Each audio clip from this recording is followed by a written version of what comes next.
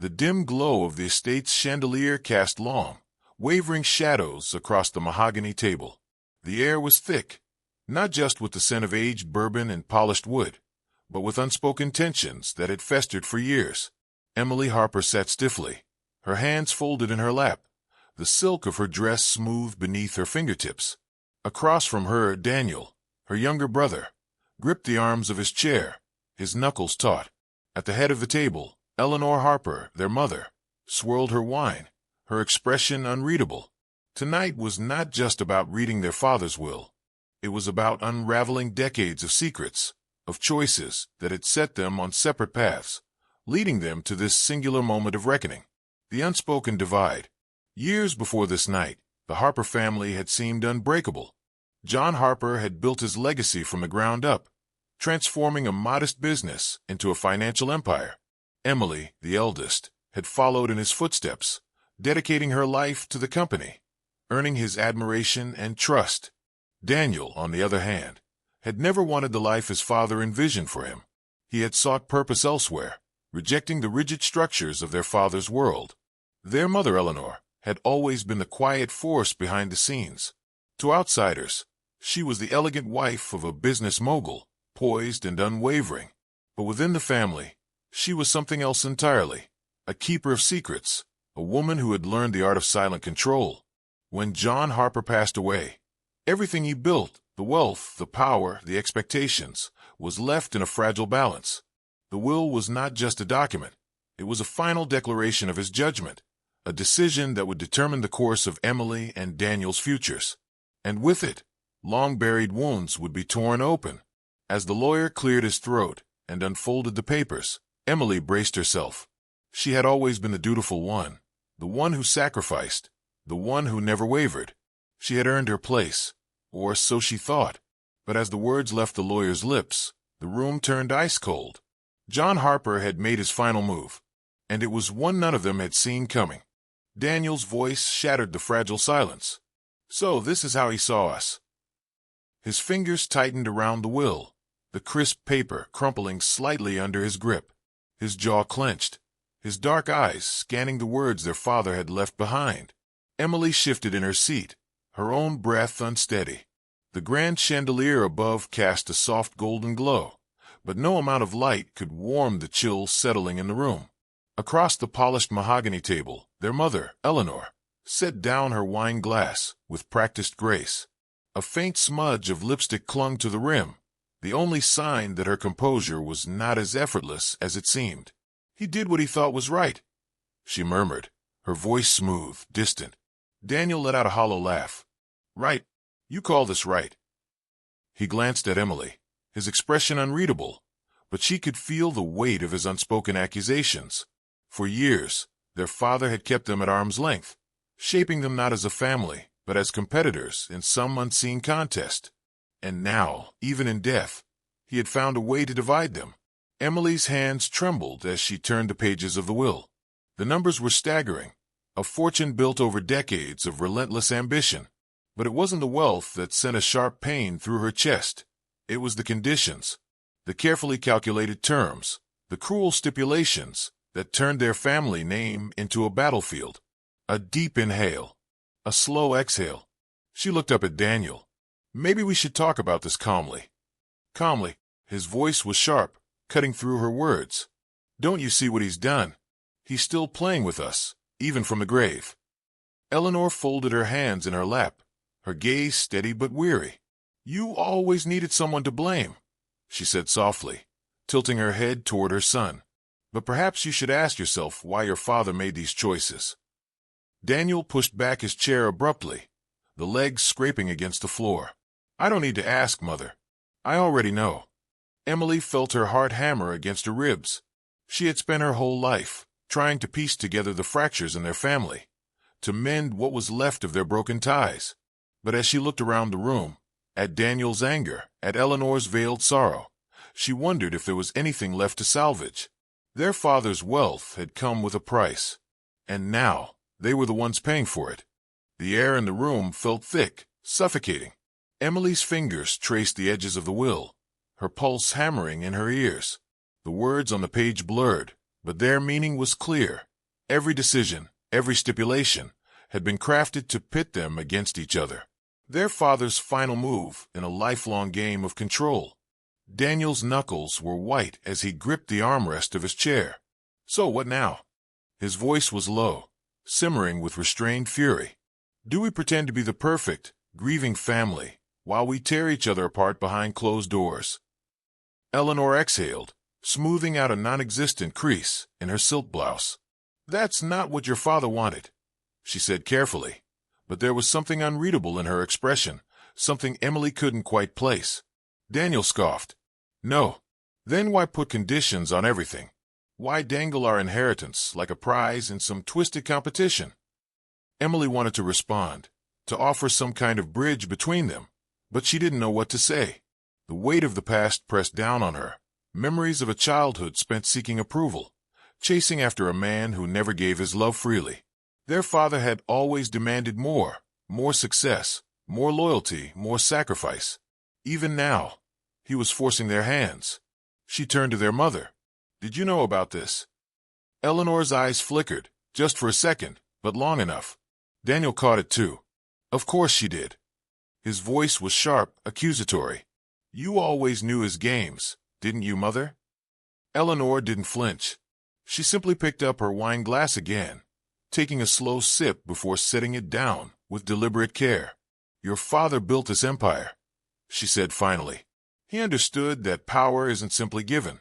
It must be earned. Emily's stomach twisted. We're his children, not his employees. Eleanor met her gaze, her expression cool. Are you sure he ever saw a difference? A heavy silence fell over them. Daniel let out a bitter chuckle. And here I thought we'd finally be free of him. He ran a hand through his hair, his frustration palpable. But he's still pulling the strings. And you? He turned to Eleanor, eyes blazing. You're still defending him. Eleanor's lips pressed into a thin line. I'm trying to help you understand. Daniel shook his head. No, you're trying to make us accept it. Emily felt the fractures widening. They had been a broken family long before tonight, but now, the final thread holding them together was fraying. She had spent years believing that, somehow, they could heal, that they could be more than just pieces of their father's legacy.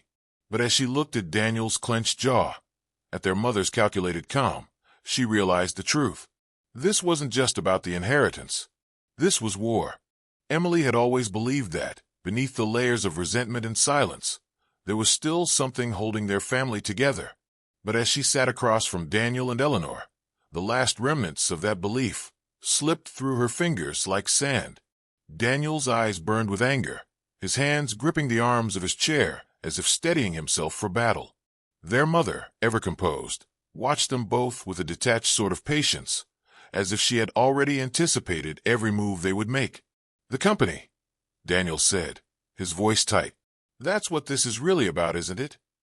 Emily swallowed hard. Their fathers hadn't just divided their inheritance. It had turned it into a test. The family fortune, the business, even the house they had grown up in, all of it hinged on one condition. The siblings had to run Harper Enterprises together, for a full year, successfully, and only then would they inherit their shares. Tell me, Mother, Daniel continued, his tone laced with bitterness. Did you have a say in this? Or was it just another one of his manipulations? Eleanor sighed, setting her wine glass down with precision. Your father made his decision long before he passed, she said. He wanted to ensure the company remained strong. Emily's stomach churned. By forcing us into a partnership neither of us wants. Eleanor tilted her head slightly, regarding her daughter with something that almost resembled amusement. You're both more alike than you realize, she said. Your father saw that.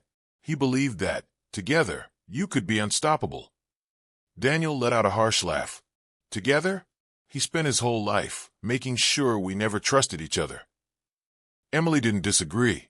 Their father had always played them against one another, one moment pitting Daniel as the golden child, the next making Emily feel like she had to prove her worth at any cost.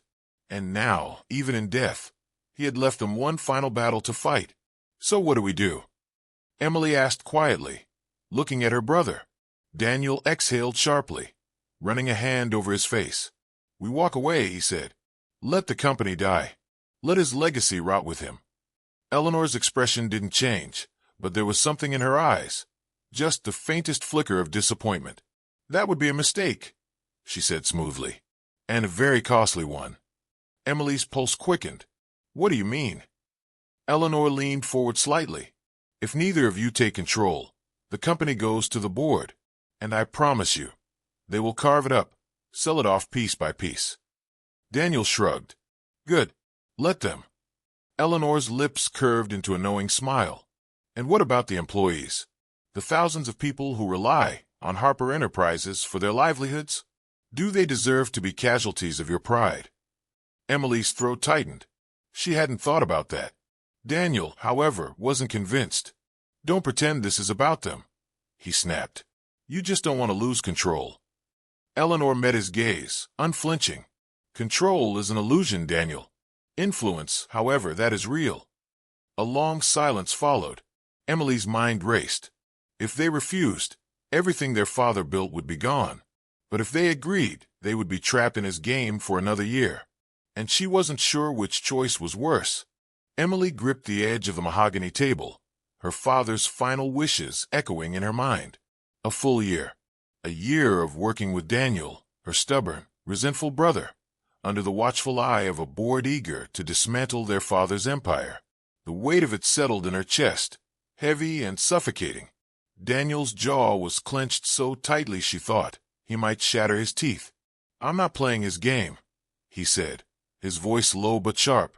"I'm not giving him the satisfaction, even from the grave." Eleanor exhaled slowly, studying her children like a strategist analyzing a battlefield. "It isn't a game, Daniel," she said. "It's survival." Emily turned toward her mother. "You knew this would happen. You let him set us up like this." Eleanor lifted a shoulder in a slow, deliberate shrug. "I warned him that forcing you two together could backfire," she admitted. "But your father believed adversity breeds strength." She tilted her glass, inspecting the wine as if it held all the answers. "And he may have been right."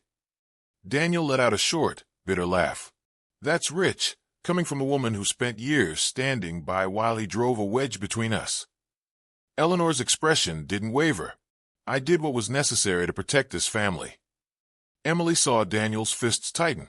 "You mean you did what was necessary to protect yourself?" he snapped. A silence settled over the room, thick with unspoken accusations. Emily's mind raced. If they refused, everything would crumble. But agreeing meant stepping into a battlefield where neither she nor Daniel trusted the other. She took a slow breath. "We need rules," she said finally. "If we do this, we set boundaries. No manipulation. No backstabbing."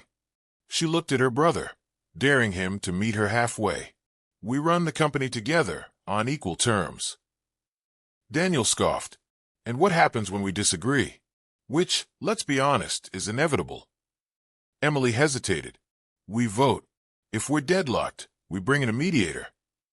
Daniel crossed his arms. "And who decides the mediator?" Eleanor's voice cut in smoothly. "I will." Daniel turned to her, eyes narrowing. "Of course you will." Eleanor's lips barely curved into a smile. "If you don't like it, you're welcome to walk away." Emily's pulse quickened. It was a trap, and they all knew it. Eleanor wasn't just looking to protect the company. She was looking to maintain her influence over it. But they had no choice. Emily straightened her shoulders. "Fine," she said. "1 year. We do this on our terms, or not at all." Daniel studied her, his gaze searching. Then, after what felt like an eternity, he gave a sharp nod. 1 year. Eleanor leaned back, satisfied. Then it settled. Emily exhaled, but relief never came. Because she knew this wasn't the end of their battle. It was just the beginning. Emily adjusted the papers in front of her, the weight of her father's expectations pressing down like an iron grip. The first board meeting loomed, a test of whether she and Daniel could even sit in the same room without tearing each other apart. The company's fate depended on their ability to work together. But as she glanced at Daniel from across the room, she knew this wasn't just business. It was personal. Daniel stood near the window, his hands in his pockets, his posture deceptively relaxed. "So, what's the plan, boss?" His voice dripped with sarcasm. Emily inhaled deeply. "We present a united front," she said. "The board is already looking for cracks. We don't give them any." Daniel scoffed. "You mean we pretend we don't hate each other?" Emily met his gaze, unflinching. "I mean we don't let them tear us apart any more than we already have." He studied her, and for a brief moment, something unreadable flickered in his expression. Then he shook his head. "Fine, but don't expect me to just roll over when you start making bad decisions." Eleanor's voice cut through the room. "That's the spirit."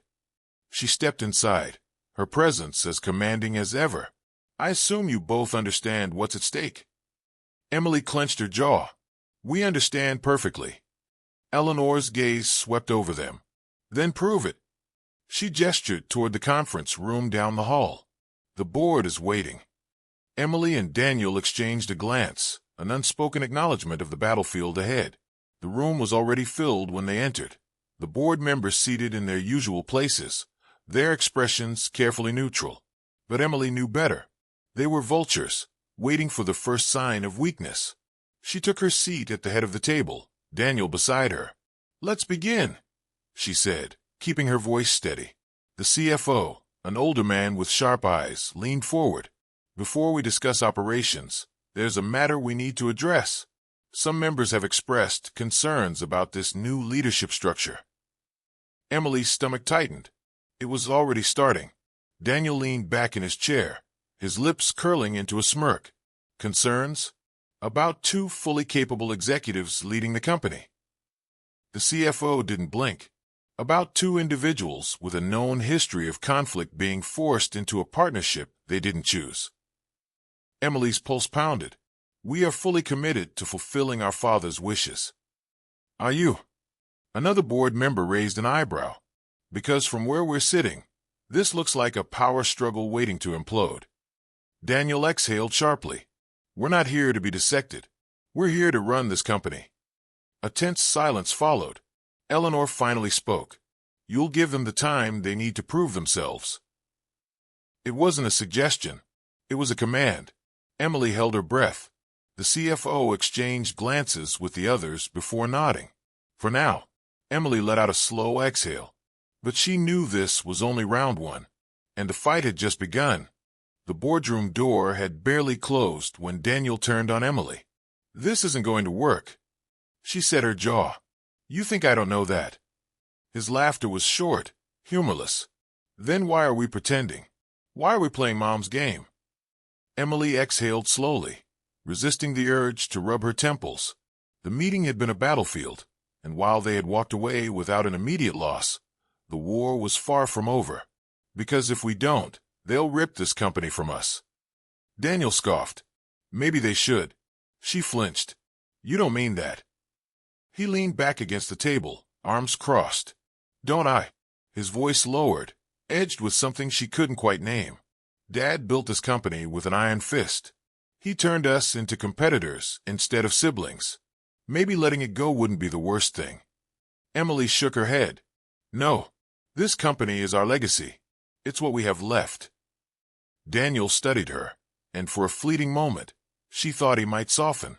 But then he shrugged. "Whatever you say, sis. Just don't expect me to make it easy for you." Before she could respond, the door swung open. Eleanor walked in, her presence sucking the air out of the room. That was a disaster. Emily straightened. We held our ground. Eleanor's gaze was cold. Barely. She turned to Daniel. "And you, questioning the company's future in front of the board? That was reckless." Daniel smirked. "Just being honest, Mother. I thought you valued that." Eleanor's lips pressed into a thin line. "I value strength. And right now, you're both failing to show it." Emily's patience snapped. Maybe if Dad had valued family over power, we wouldn't be in this mess. A flicker of something regret crossed Eleanor's face, but it was gone in an instant. Your father left this company to you both for a reason. He saw potential. If you waste it, you'll regret it for the rest of your lives. Daniel laughed under his breath. Or we'll finally be free. Eleanor's eyes narrowed. Be careful what you wish for. Silence settled between them, thick with unsaid words. Emily squared her shoulders. We'll figure it out. Eleanor studied her daughter, then nodded once. See that you do. As she left, Daniel sighed, running a hand through his hair. So what now? Emily swallowed. Now we fight, but we do it smart. Daniel met her gaze, something unreadable flickering there. Then finally he nodded. For the first time, it felt like a truce. A fragile one, but a truce nonetheless. Don't forget to like, subscribe, and hit the notification bell so you never miss another thrilling story. See you in the next one.